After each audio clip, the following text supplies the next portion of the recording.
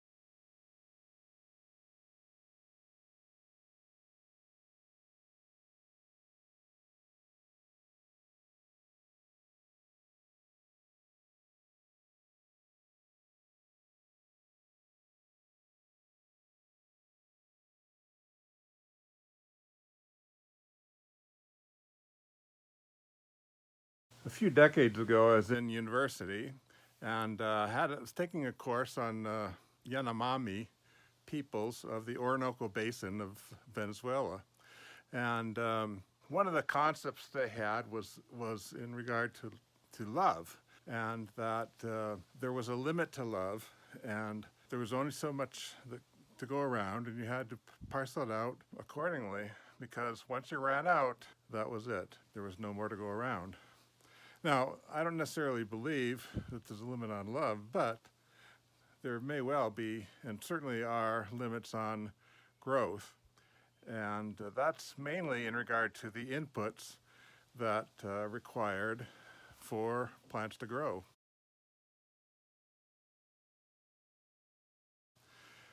These inputs would include water,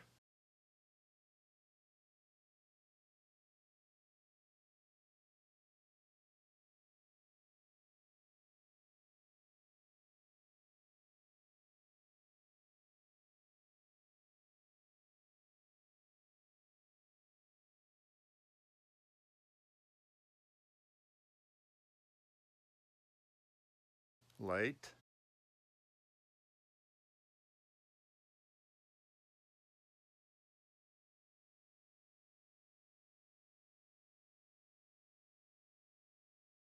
and space.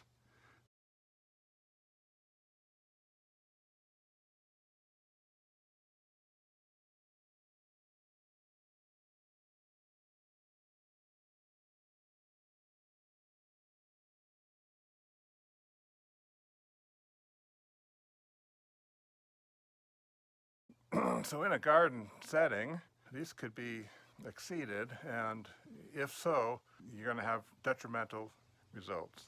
Let's take a look.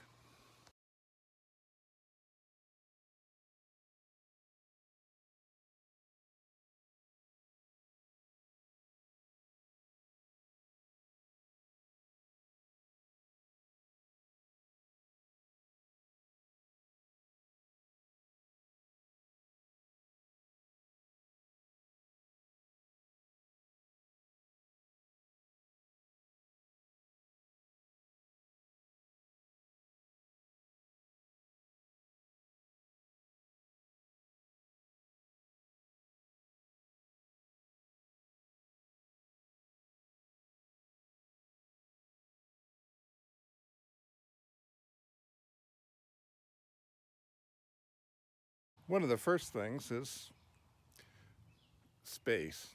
The amount of crowding that happens in a garden, both vertically above the ground and below, impacts the growth of that plant.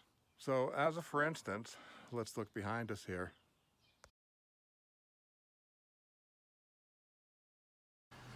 Here we've got a beautiful French lilac growing in the background, and it has doubled in size this past year, and it's got magnificent blooms. But as you can see, it is overrunning my hosta bed underneath, and it's completely shading them out. That could be a problem, although of course hostas are renowned for growing well in limited light. So it's one of the issues. So I expect the hostas will be fine, but other things may not. One of those is peonies. So here's a peony that's right next to it. It is doing fine, but it is also expanding, and soon we'll have a competition that either one or the other is going to win out unless I do some major cutting back.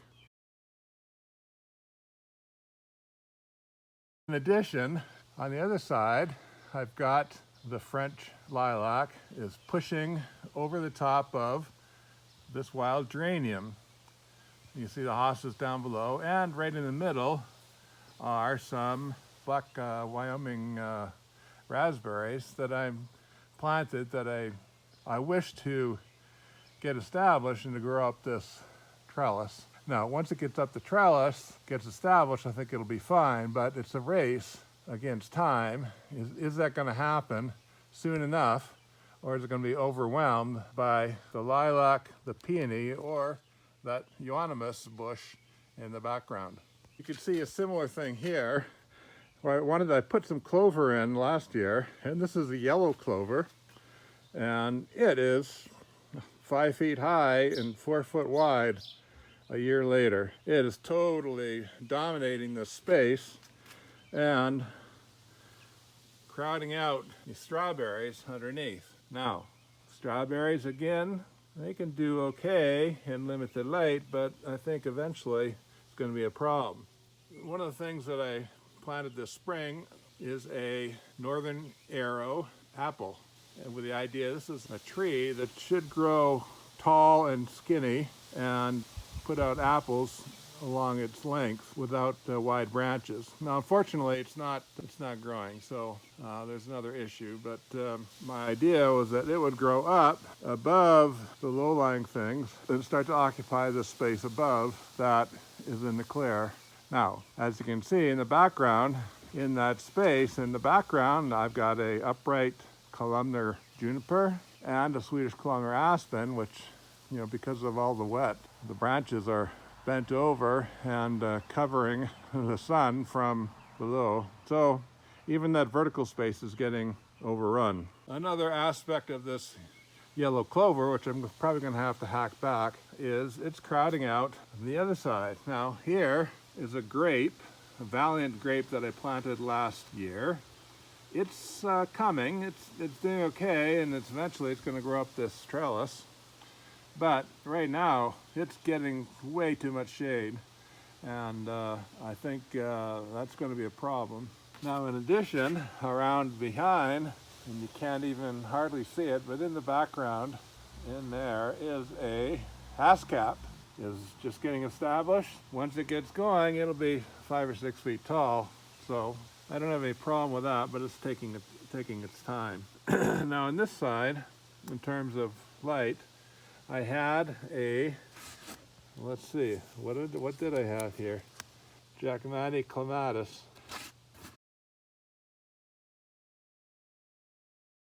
For many years, I've grown a clematis right at the base of this pole with a trellis to go up, and I liked it because the roots, they like cool roots, and the top in the sun. So it was a perfect spot. I had magnificent flowering on this clematis, but for some reason this year it hasn't come up. So is it finally succumbed to too much shade or not enough water? I'm not sure. So looking this way, beyond my upright juniper, is this magnificent Evans cherry tree. It blooms massively, and I've pruned it back massively to kind of shape it and keep things within reach for harvest. And underneath, I decided to put some flowers, so There's some flowers the second year, which are doing fantastic. And also, I put in some Egyptian walking onions, and that's a hazelburt. That hazelburt will grow up to about 6 to 8 feet and bush out 4 to 6 feet, so it's going to fill that space. So within 2 or 3 years, this is going to look dramatically different. Now, it's not going to impact the cherry, but it may kill off those flowers as light is reduced and nutrients and water that flow into this hazelburt.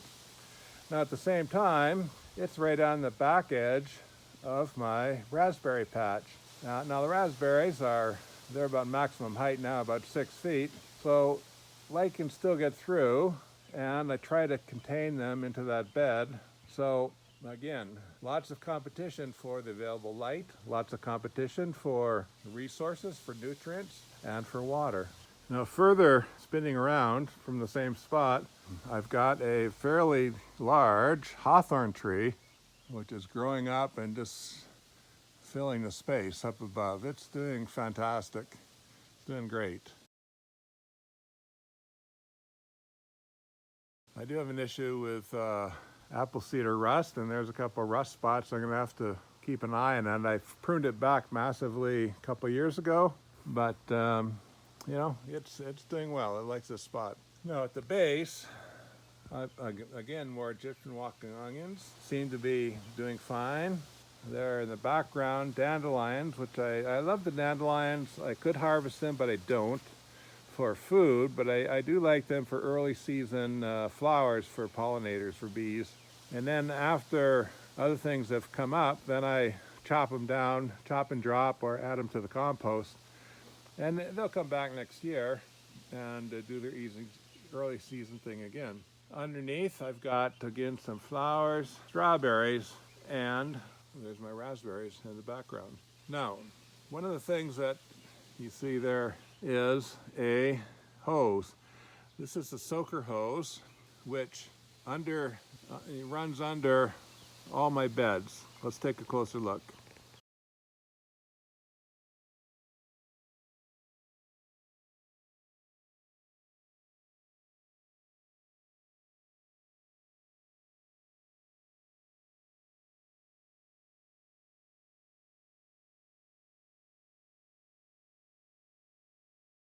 That soaker hose is about 50 feet long. It winds back and forth under my beds and then comes out at a terminus right here with a quick connect. On the other side I have another. So the idea is I'll come through if it's dry. I'll take a hose, put the quick connect on, and then turn it on for 4 or 5 hours and give a good soaking to all of the beds. And in my whole property, I've got 7 of these hoses, and that basically covers everything, and seems to work pretty well. And some years I needed to use it, some years not.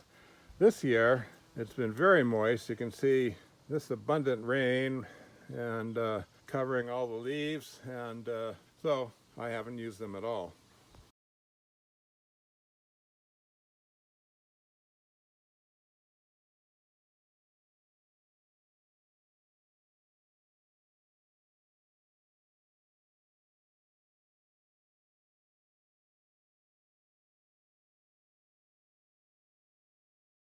Now, in terms of being too lush, I mean, this is what the garden looks like. But even so, on the margins, like on this pathway, you got a wide pathway. I don't need the full length, and I can plant in pots or bags different things. So I've got there geranium, nasturtium, there's some broccoli, there's some mustard greens, and celery. And up here, just an odd corner, transplant of tomatoes, some extra tomatoes. These are occupying space that is available, has adequate light and water, although I do have to water them by hand. Here we have leeks and bags. There's Egyptian walking onions with all the little bubbles forming. There's a ground cherry more broccoli, and this one is borage.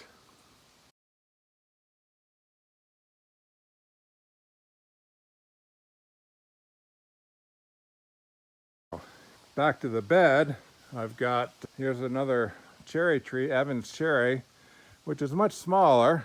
It does fantastically well, but it is surrounded by other things. Here's Bleeding Heart, which is just finishing off flowering, which is also expanding.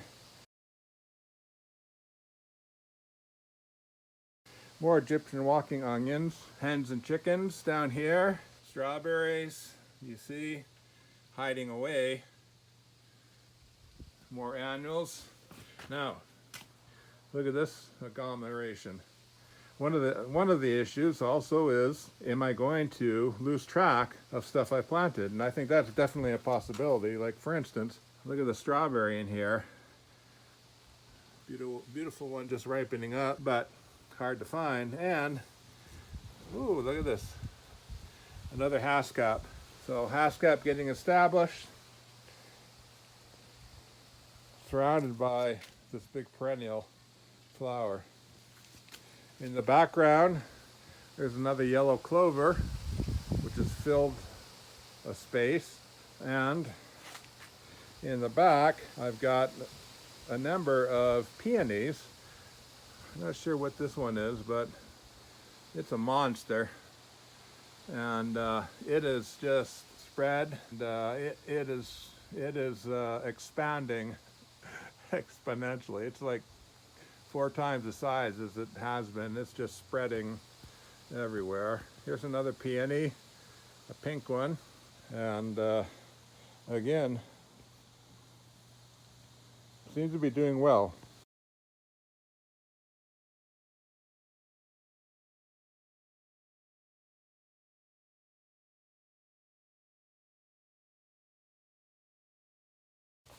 So, am I going to lose stuff? Yes, probably so. Strawberries, they're just plumping up, ripening up, and hopefully I'll be able to find them. Here's some Egyptian walking onions, giants, that are like over 3 feet, almost 4 feet tall, and forming beautiful big bulbets that are getting enveloped by this Virginia creeper in the background. This hanging basket, if I don't cut back that Virginia creeper regularly, it disappears. If it disappears, those petunias, they're goner. This Virginia creeper, again, it is beautiful, but it needs massive cutback. But as it grows, it just takes off and it just goes into every available space looking for light. It'll take over and I think kill off other things if it's not controlled. You can see it here, it just spreads right across the gap. Now, it's gone all the way to the house many times, but I've hacked it back right there because the birds perch in it and poop, and I'm trying to keep the poop off my seat. So that's a practical thing, but in terms of being too lush, no, I mean it could survive there and do fine, but brings on other issues. From the back side, those are all perennials. They require sun, and they've got sun right there. But here's my lilac. This is a common lilac. It is just about finished flowering now. Fragrance was amazing, but it wants to expand too. So every year I have to hack back. You can see it's completely overshadowing this fountain, making it hard for the birds to find water. So I hacked that back. But on the back side, next to the house, put in some ferns. And actually ferns do well with very limited shade. They don't need the sunlight, so it's a whole new type of plant that I think will do well. Whereas other things like dandelions, they do require light. So that, you see that one there, it came up, got to a certain size, and now it's a goner. It's just died back. Once the lilac and other things come to leaf, then blocking the light, then they die. So it's a timing thing that certain things survive up to a point, and then the conditions change, and they no longer are able to survive. So here's an apple tree that had massive flowers on earlier this spring, and it's about double the size, both horizontally and vertically, and I've chopped it way back. You can see all that new growth. It's taken off, but I chopped it back because I built these two mini greenhouses and I wanted to fit it into this space. So, that's fine, it fits, and we'll see over time whether that's going to continue. Now, what I could do is up top, I could let it get higher and then grow sideways to make it like a inverted umbrella, so go sideways to come up into shade these two mini greenhouses, which isn't a bad idea either. So they'll have full sun without the leaves on the apple tree in the shoulder seasons when it's colder and it needs full sun. And in the summer, when overheating's a problem, then it gets shaded by these apples on the exterior. Inside my mini greenhouse, things are just getting established, but one of my plans was to have my grapes in the four corners. The grapes would come up, but train them up these trellises to the center and come to the top, and they would go right up to the roof. And that would be just full of grapes, which again, in the early spring and the fall, without leaves, aren't going to inhibit sun and heat in the interior here, but during the summer, when it gets too hot, I'm going to have internal shading. So here's another corner, and that'll be another grape there getting established. Now also in here I put 4 fruit trees. There's a peach, and here's an apium that's just getting established. Now these are full-size, these are dwarf stock trees, but they're still going to grow, unhindered 10 to 15 feet tall, and 8 to 10 feet wide. So far beyond the space that's allotted within this greenhouse. I'm going to have to prune heavily, and the pruning will shape them as they approach the sidewalls. And also there'll be a limit up top. In this mini greenhouse, the peak is 12 feet, and in the other one it's about 11 feet. So here in the center is a fig tree. Now this fig is looking very poor because it got attacked by spider mites, and it really did a job on it. So I'm not sure if it's going to survive or not. But this was inside in my master bathtub and was doing fine until the spider mites came along. So I think what I might do is let it grow in here in the center if it survives, and if not, maybe look at a replacement, and then bring it into the house in the winter. The leaves do fall off in the fall, which is normal. There's a limit to how cold it can get, but if I put it inside the house, it'll survive the winter just fine in there, in my basement. Now, in terms of lushness, things are developing. There's beans, onions, Swiss chard, and squash. One of the concepts that you see in many forest systems, like in jungle systems, is that all the space has life. Every available space, there's a rush to put plants there, and that includes vertically.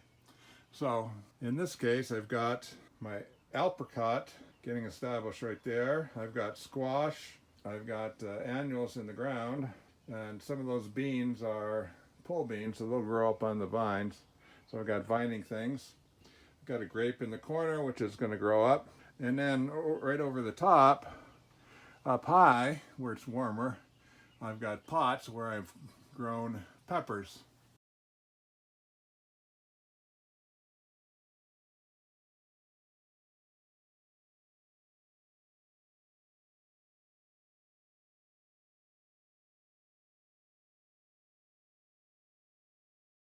As you can see, peppers are doing very well.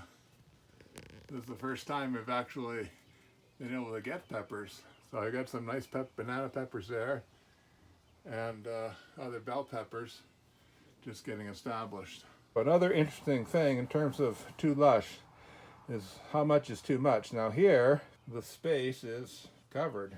Here's a ground cover. Now, can I effectively grow a ground cover with oregano, with sage and dill, with my tree, and underneath with these runner beans and Swiss chard, onions, and squash? It remains to be seen. Right now, the space is getting pretty full.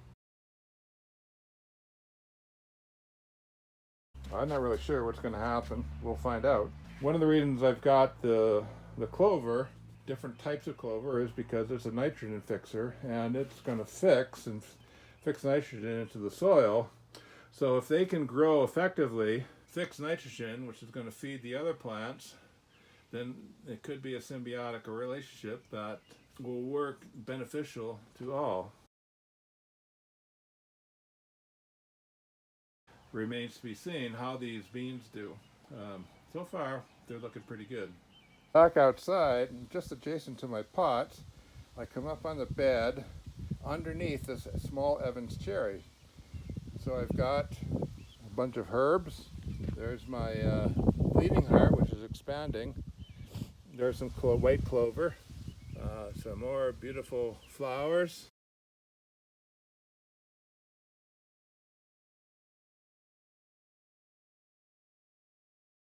This is a bunch of bee balm, which is later season. So it's doing fine. Actually seems to enjoy the protection right now. It's doing well. And then I've got some Egyptian walking onions, which are getting lost underneath. So I think that could be a problem. I guess we'll see how they do. And in the shade, this fern, fiddlehead fern, which hopefully will come up and do well.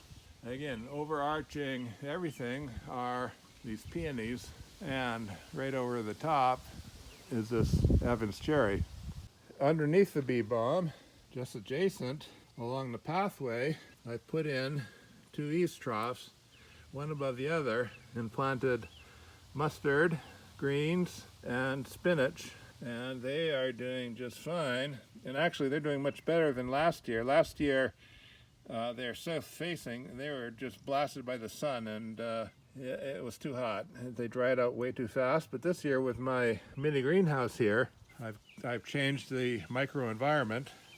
It's much cooler, much shadier, and it's benefiting those greens. Do the hummingbirds see this? Well, I've had a few, so yes, the answer is yes. But you know, it gets a bit lost in the lush growth.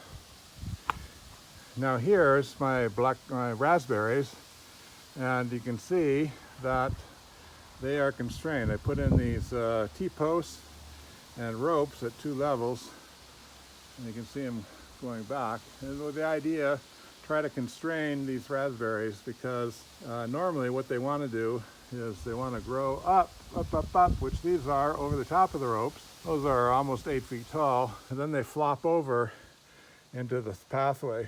But by constraining them, I can limit where they flop, still have the pathway, and then I end up with a massive wall of raspberries, which is what I've got here. Now here's my access into the raspberries. That's the pathway that goes inside. Not exactly sure how I'm going to get in there to harvest, but I will. And yeah, big raspberry harvest coming up. Now at the bottom of this wall of raspberries is the pathway, and it's south-facing, so they're not shading too much.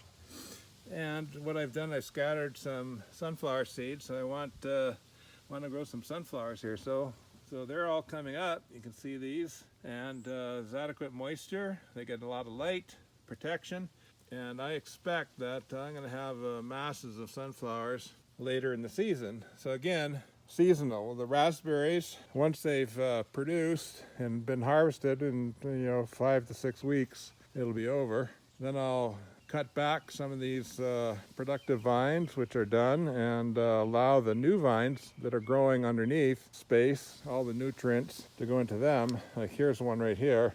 This is a new vine. No fruit on this one, as you can see, no fruiting stalks. But you know, I want that to grow up 6 or 8 feet for next year.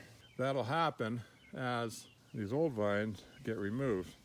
Now, in a natural setting, that probably wouldn't happen because there's just not enough light and the old vines wouldn't be removed. So by intervening, removing things once they're spent, I'm actually accelerating the growth for these new vines. Now, one of the things I wanted to mention is since I put the constraints on the raspberries, things have grown up. So like here's one now. It is reaching for light, so it's growing tall, tall, tall. So I'm forcing things to grow taller, which is actually good from my point of view because I'm getting more fruit, just as long as I can constrain them. And the same thing I found has happened after putting the mini greenhouses in. So here's my narrow alleyway, and you know, on the one side, the building, and they're to the south. And I found with these peonies, they have grown like over a foot taller than normal, and than they have in the past years. And again, I think they're reaching for light because I'm getting pretty lush.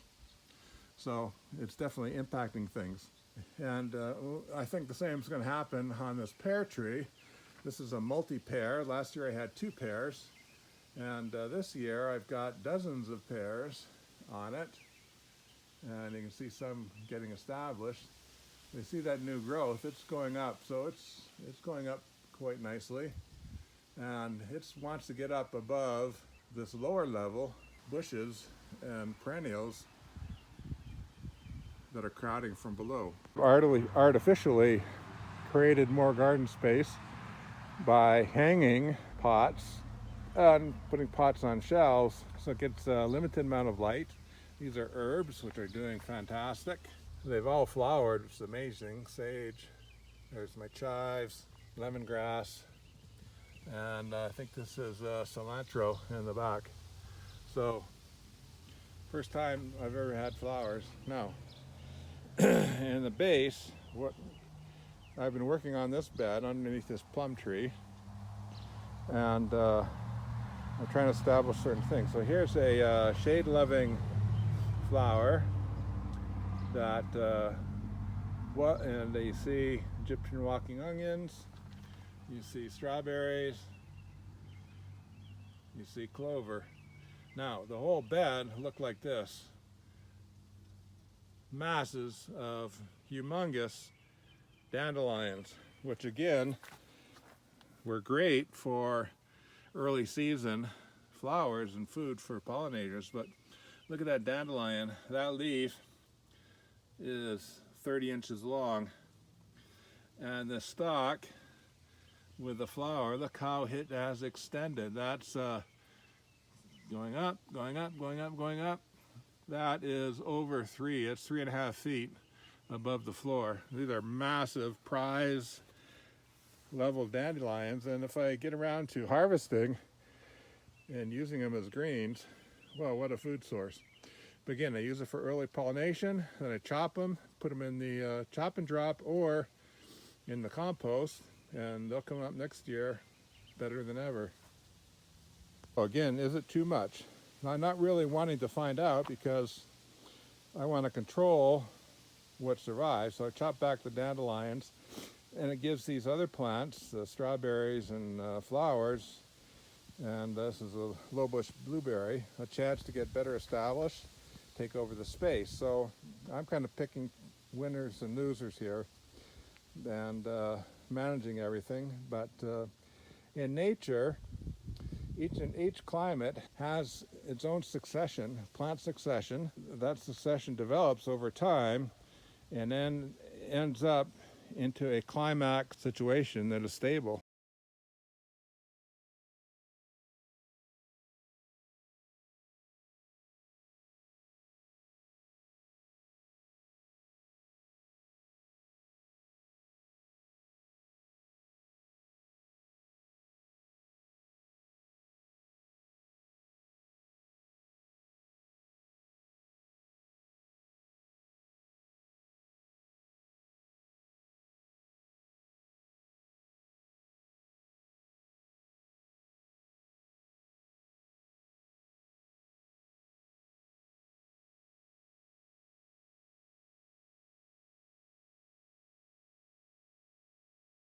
So we're going to look at that and talk about that a little bit.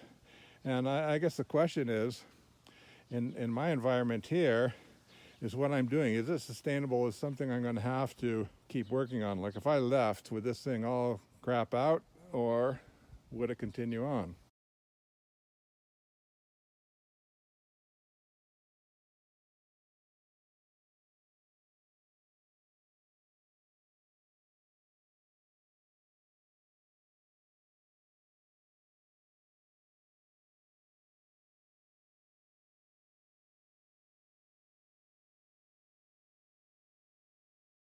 Here we see a multi-plum, a three species plum that are three variety plum that have been grafted onto this tree. No fruit this year, it's just getting established.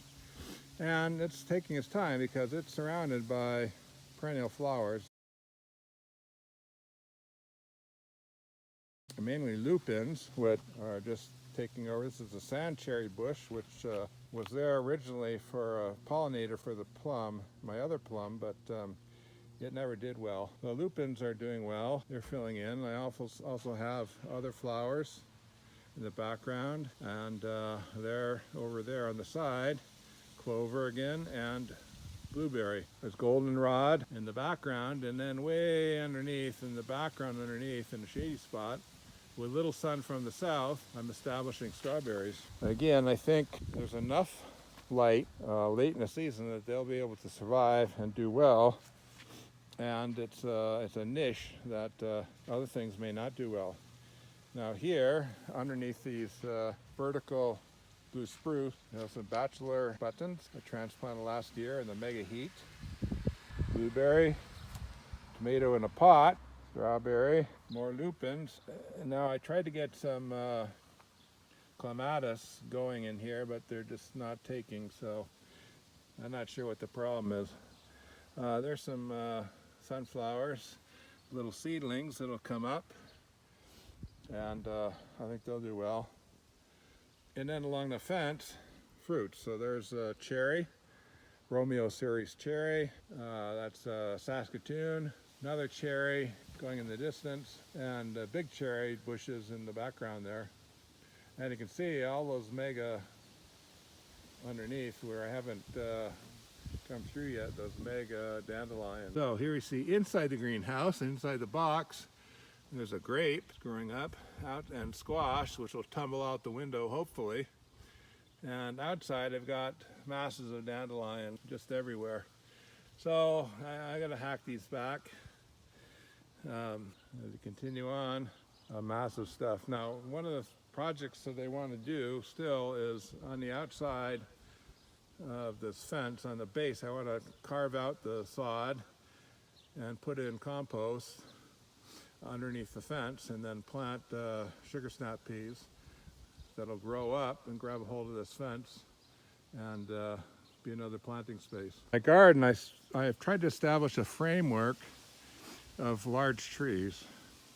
My overstory trees, they provide a windbreak, they provide shelter, and make kind of rooms. And within those rooms, I planted smaller understory fruit trees of various varieties, like this plum. And then on the bottom, perennial flowers, and fruit. And then I have specific designed beds where most of my annuals go.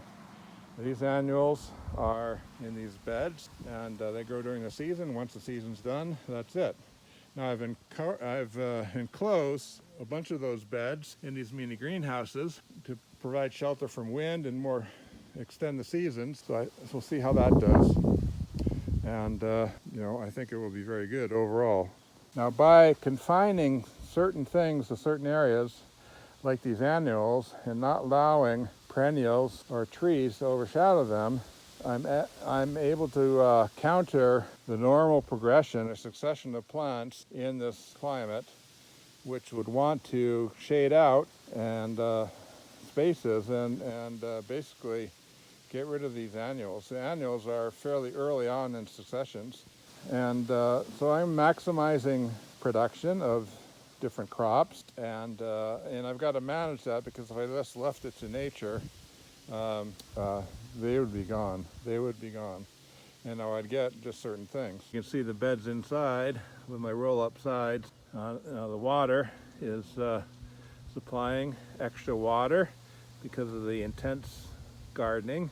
And that's in all the beds, and it's also in between the beds. You see that go down and feed these trees, etc. Now, what I found is that most years I do need the water, and I add extra to supply the massive amount of lushness. And I've also found that for my big fruit trees, I have put in fertilizer stakes, like Job's fertilizer stakes, 3 per big fruit tree, and that seems to work pretty well. I had multiple years, like 3 years in a row, of massive harvests off this prune tree, off this Mount Royal plum. And this year, not so much, because I think it's regrowing from all the pruning I did to reshape it. But I think the extra fertilizer helps. And if it, again, left to itself, the fertilizer, the nutrients in the ground would be spread out to all the plants, and you wouldn't get as good returns in specific ones like these fruit trees that I would otherwise. I've also found that about 2 or 3 times during the summer, I get a fertilizer attachment on my hose, and I just go around and I spray everything. I foliar feed all the plants and in the garden and the trees, which again is a little extra shot that they seem to love, and I think they respond well. So in this massive growth, if you're going to push things to the limit like I am here, you need to add to what they would naturally get, because naturally you're just not going to get this amount of growth and fruiting, which is what you want. My little nursery table where I'm rooting tomatoes. These are from my tomatoes inside my green stock tower, which has been inside. It's been producing tomatoes for 4 months already. And these are raspberries, suckers, which had some roots, so I just popped them in some soil and cut them back, and these are doing very well. So I'll transplant those back up to my driveway bed, where I'm trying to establish a big raspberry bed in a rock pile, and it's coming along. Here's my asparagus. Again, I'm going to add some more because I've got limited returns. Only about 60% actually came up versus what I put in last spring, a year ago. So I'll add some more, and these will get established. In another year or 2, I'll be eating asparagus. Again, on the side of my pathway, I've got some dandelions that are, again, early season food for bees. I've got sunflowers, which are coming up. They're looking good. These are my milk jug plants, some flowers, which I'm allowing to grow, and then I'll transplant later. And again, clover, fireweed, beautiful flowers. Again, in the corner here, up against my other fence, there's my Overcrowding potato, Russian blue potatoes coming up, and then Pontiac red potatoes in this grow bag. In bags and in big pots, you have to provide all the nutrients and a lot of the water, because they dry out. It's way different than in the ground. So yeah, the lushness is possible. It's great, but depending on where the plants are growing, you may have to supplement from what's naturally there. Back corner, I got some bulbs that come up and flower that are beautiful. Strawberry, I'm establishing some strawberries. Red clover here, which is doing very well and expanding, so that's going to really take over. That's a transplant of a Saskatoon that's doing very well. So it's getting established. And over on this edge, on the edge of my bed, another grape, which is doing very well. It's going up and it's spreading along this, naturally along this fence. So my idea is just let that spread and get grapes growing on this part of the fence with a built-in trellis. There's more Saskatoons, and there's a cherry bush that's doing fantastic up against the hothouse. You can see I've got like 15 inches of growth on that cherry, so that's like quadrupled its size from last year. So it loves that spot and it's doing well.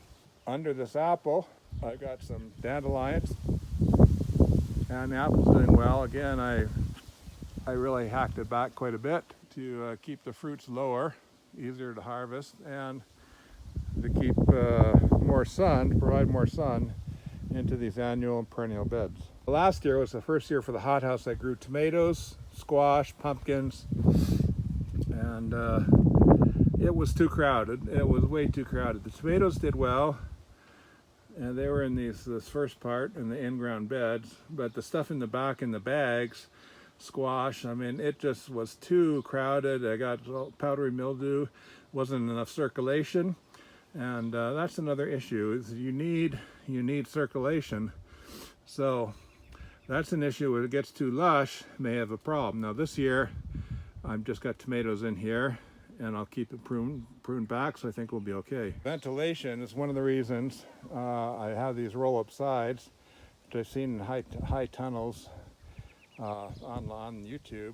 So the idea that it's going to keep it cool inside the hothouses and provide good good ventilation and airflow to strengthen the plants and to keep disease down. And it seems to be doing a pretty good job so far.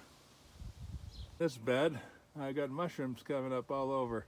I definitely got to identify these things because, hey, I want to eat them, but I'm not sure what they are. So I need to take some time, identify them, and we'll get that as a harvest too. You can see beans, which are not doing too well here at the moment. I think maybe too wet, not enough sun. And my sweet peas, or not sweet peas, but my sugar snap peas, they're coming along, but again, it's a bit shady in here. So, you know, that's the downside of over lushness, is certain things, we have certain requirements, they just don't do as well as they would in optimum condition. And here's my trellis, and what I want to get established on here is golden raspberries and blackberries, thornless blackberries. And finally, there's my golden raspberry. It's doing very well, second year, no fruit yet. And there, finally, I'm getting some growth on blackberry on the back.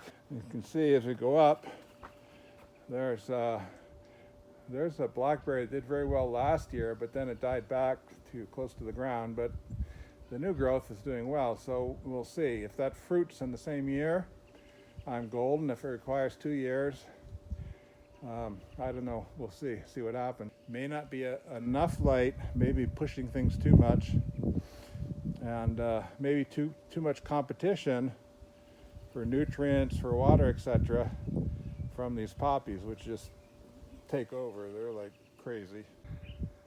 So bare ground, albeit covered in mulch. You see the dandelions, they came up massively. Now they're all died back, which is good. And then the poppies came up.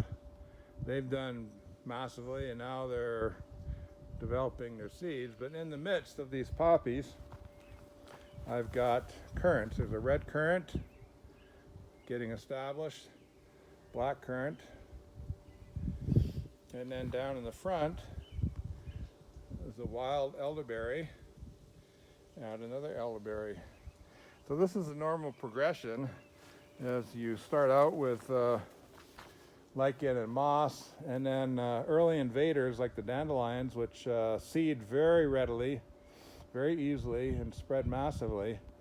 Then eventually you get perennials that come in, and they take over, they shade out some of the annuals, and then bushes, low bushes get established, and they're protected by wind. They come up, they take over the space, the perennials die back, and then eventually you get trees like these blue spruce which get established, and then other trees which actually are your Climax forest in this environment, or maybe a little warmer. Actually, spruce or black spruce are one of the Climax species here, but like in New England where I grew up, you'd get hardwoods like beech, maple, oak, etc., which would grow up in the protective cover of these evergreens,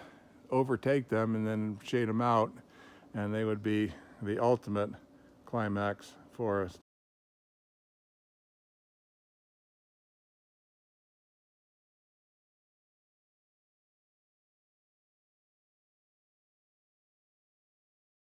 I guess what I'm saying is that here we see all the elements of a progression, which is a natural progression. I can kind of control things, I can manipulate things, but left to its own, certain things will thrive and do fantastic for a while, but then they'll get crowded out, they'll get shaded out, and other things will take over. Other bushes, low bushes, bigger bushes, like this honeysuckle, and eventually trees like this apple. And left to its own devices, it will not be as productive, but it will still be productive, but quite different. And so with the regular inputs, you end up with, by defining what you want to grow and when and where do you want it to grow, providing extra water and nutrients to help add a little boost because of the excessive growth, and by chopping back exuberant growth to keep your pathways and your light lanes open for plants that you want, you're able to develop a real garden of Eden, as I like to call this place. So here's multi-level. So you've got an overstory tree, which I've pruned out to the base, but then I wanted to have a climbing tree for the grandkids, so I allowed a little bud to develop, and it's developing into a nice branch. I'll trim it, and I'll have a couple of branches they can climb, get up into the tree. It's pruned back. Look at that thick branch up there. It's quite heavy, and then it's just cut. Same here. Thick branch, bang, cut. So this tree would be like 2 or 3 times the size normally, and it would be all bushy underneath, which is fine, and it does very well. But again, it's manicured to do what I want it to do. There I've got blanket flower, I've got columbine getting established, I've got lilies, strawberries, Egyptian walking onion, other perennial flowers, peonies, and mock orange, which has a magnificent odor, which is just flowering. It'll be out in about 2-3 weeks probably. So you're able to provide a wonderful environment. So is it too lush? No, it's not too lush, but it's not natural either, or at least in this environment. And this variety of plants and fruits, harvests that I'm able to get out of here has to be maintained. You got to maintain it. You control the microenvironments. You change things through the seasons. through the season. Like you have stuff that comes up early, cut it back, it does its job, you cut it back, and it provides room for other things to come up and take their place. And you get a symphony of fruiting, a symphony of production, and yeah, pretty amazing. One final note is that you've got to figure out what you want in your garden, and you got to plan for it appropriately. Now, originally I had Swedish columnar aspens as a fantastic windbreak along the south fence, but they grew massively, very successful, and too successful actually. They're shading out the main beds way too much. So my wife said, no, we want annual plants and veggies every year. So I had to take drastic action, and we chopped out the Swedish columnar aspens and then reorientated things, cut back some of the fruit trees, and voila, this is what we've got. So to answer the question of, is it too lush? I think the answer is no. It's not too lush, but without active intervention, pruning, fertilization, and watering in key spots at key times, the biota is going to change drastically. Plants that are more native, more drought resistant are going to thrive. Other ones that are very aggressive are going to take over and shade out and kill off some of my annuals, perennials, and bushes. And it'll generally evolve into a landscape that's more fitting for this natural environment. The productivity from fruit and veggies will collapse drastically, and I'll still end up with a beautiful setting, but it will be wild, it'll be tangled, and there will be production of some sort, but be far less than able to maintain right now. So I think it's an interesting question. It's very key in terms of developing your food forest. Like, what do you want to have here? We can create environments and put in species that are very productive, that favor what we want to do, that actually naturally would not thrive and may not even occur here. But anyway, it was a good exercise, good thought, and it's a reminder of, there is quite a bit of work to maintaining and keeping going this thriving food forest that I have right now. Thanks a lot. Keep on growing. Enjoy. Bye-bye.